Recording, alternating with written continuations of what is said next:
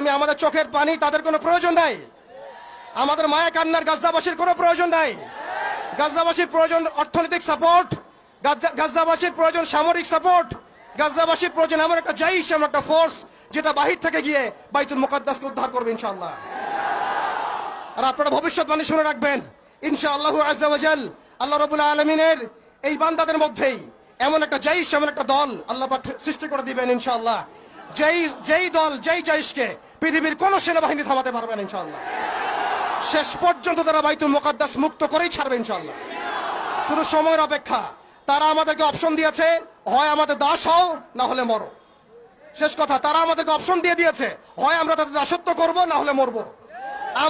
আমরাও বলে দিচ্ছি, আমরা দাসত্ব করব না।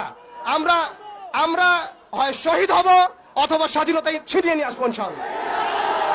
হয় আমরা শহীদ হব না হলে স্বাধীনতা ছিনিয়ে নিয়ে আসবো ইনশাআল্লাহ। আল্লাহ পাক আমাদের বাংলার তাওহীদের জনতাকে কবুল করেন, আমিন। ওয়া আখিরু দাওয়ানা।